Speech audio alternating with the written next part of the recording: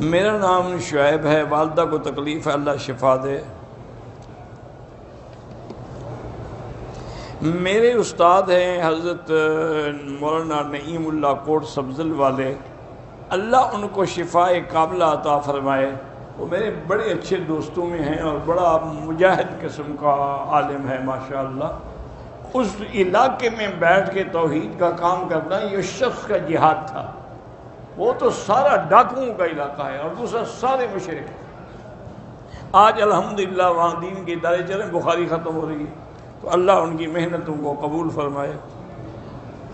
Birmingham سے جن نے سلام کہا اللہ شفا دے۔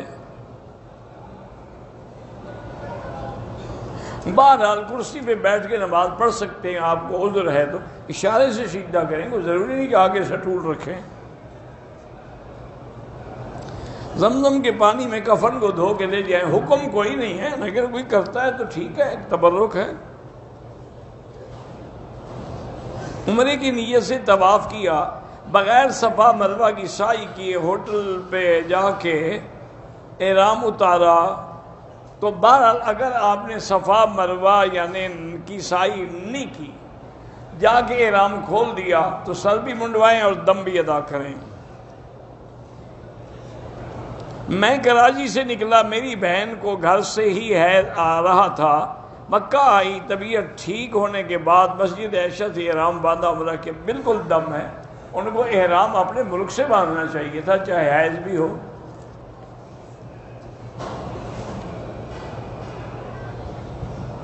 کسی زیارت سے یا کسی مزار سے مٹی اٹھا کے لینا بالکل ناجائز ہے، بدعت ہے، نہ اس میں کوئی شفا ہے۔ یہ پتہ نہیں ان کو تکلیف کیوں، بھی خود تو وہ مر گئے ہیں اور تمہارے لیے ان کی مٹی میں شفا ہے، عجیب بات بھی ہو۔ قبرستان میں جب جنازہ لے جاتے ہیں تو اونچی آواز سے کلمہ پڑھنا بالکل بدعت ہے۔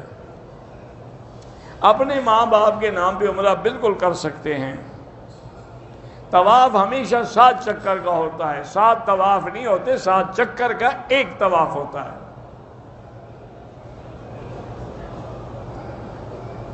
ہمارے بریلوی بھائی مسجدوں میں لاؤڈ سپیکر پہ مسجدوں کا چندہ مانگتے ہیں، آخر نے مسجدیں تو بنانی ہے نا، اگر وہ چندہ صحیح لگائیں تو چندہ کرنا تو منع نہیں ہے، چندہ کھا جانا منع ہے۔ دیکھا یہی کیا ہے کہ اکثر مولوی یہ چندے والے جو ہیں نا، 10 سال سے چندے کر رہے ہیں، اپنی کوٹھیاں بن گئی، مسجد ابھی تک نہیں بنی۔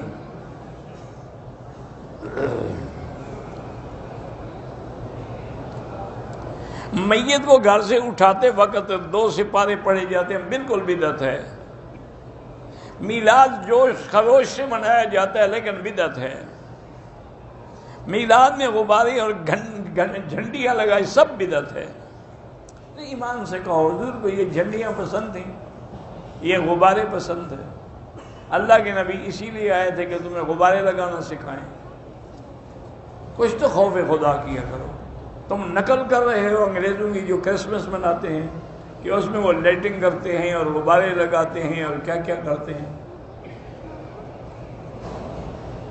اللہ کے نام میں منت ماننا بالکل جائز ہے۔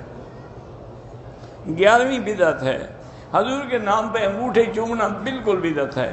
اذان سے پہلے صلاۃ السلام پڑھنا بالکل بدعت ہے۔ فرض نماز کے بعد کلمہ زور سے پڑھنا بدعت ہے۔ محرم الحرام میں 10-15 دیگیں تقسیم کرنا بالکل بدعت ہے۔ سارا سال حضرت حسین یاد نہیں آتے، تمہیں محرم میں یاد آتے ہیں۔ ادھر کہتے ہو کہ حضرت حسین کو پانی نہیں ملا اور تم دیگیں پکا کے کھلا رہے ہو، خود تو شرم کرو۔ تم اس دن روزہ رکھو، تم بھی پیاسے رہو اگر حسین کو مانتے ہو۔ یا علی مدد، علی مشکل کشا، یا غوث پاک، یہ شرک ہے، معمولی گناہ نہیں، شرک ہے۔ مشکل کشا اللہ کی ذات ہے۔ اگر ہمارا استاد شرک بدعت کا عقیدہ رکھتا ہے، اس کے پیچھے نماز نہیں ہوتی۔ اللہ کے علاوہ نبی کو عالم الغیب کہا جاتا ہے، کوئی بھی عالم الغیب نہیں کہتا، کوئی کہتا ہے تو اس کے علم نہیں ہے۔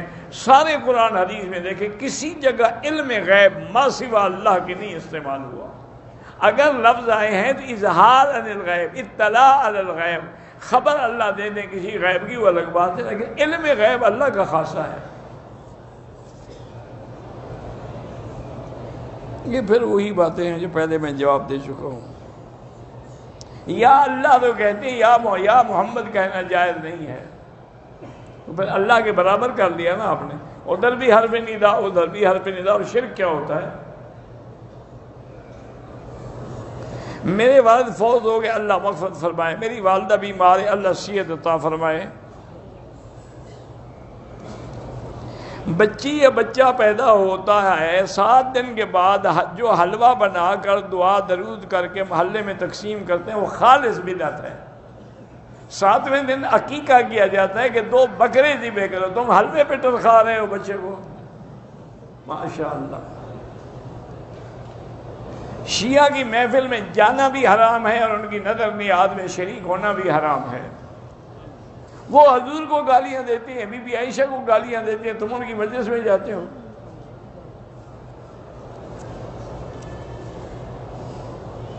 میت کو قبرستان لے جاتے ہوئے قرآن ساتھ رکھتے ہیں، بالکل بدعت ہے. میت کو جب 15 دن ہو جاتے ہیں سارے گھر والے اکٹھے ہو کے روتے رلاتے ہیں، یہ بھی بدعت ہے. میت کے مرنے کے بعد اس کے لیے کتنے دن دعا کریں؟ ساری زندگی دعا کرتے رہیں. اللہم اغفر لجمیع المسلمین والمسلمات والمؤمنین والمؤمنات. عورت اپنے ماں باپ کی قبر پر بھی نہیں جا سکتی ہے. جمعہ کے دن کپڑے دھونا منع ہے. کپڑے دھونا سنت ہے، نہ کہ منع ہے. عجیب جاہل ہے. بھی حجامت کرے، کپڑے دھوئے، ناخن کاٹے تاکہ جمعہ کی تیاری کرے. شام کے وقت گھر میں جھاڑو دینا منع ہے تو تم صبح دے دیا کرو. ویسے ہی جھاڑو دینا مسئلہ تم نے خود بنایا ہے، نہ دن میں منع ہے نہ رات میں منع ہے.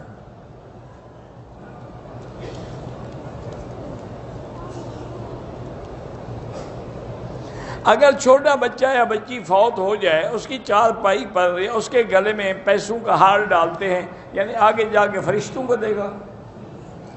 بدعت ہے، جہالت ہے، اور کیا ہے. نماز جنازہ کے بعد دعا جو مانگنا ہی بدعت ہے تو فضائل کیا ہوں گے؟ خود جنازہ دعا ہے، تم نبی کی دعا کو چھوڑ کے مولوی کی دعا پر اعتبار کرتے ہو. قبر کے دفن کرنے کے بعد جو مولوی ہیلا اسقاط کرتے ہیں وہ بھی بدعت ہے. یہ تو مولوی کے اپنے کھانے کے ذریعے ہیں، کبھی کل خانی، کبھی ہیلا اسقاط، کبھی 7 جمعراتیں، کبھی 40واں. اتنے میں کوئی اور بھی مر جائے گا محلے کا، مولوی کا کام تو چلتا رہے گا نا.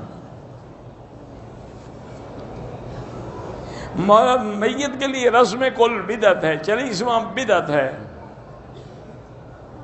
جمعرات کے دن گوشت منگوا کے دعا کی جاتی ہے، بالکل بدعت ہے. گوشت کھانے کا شوق ہو تو ویسے کھا لیا کرو، تم بدعت کیوں کرتے ہو؟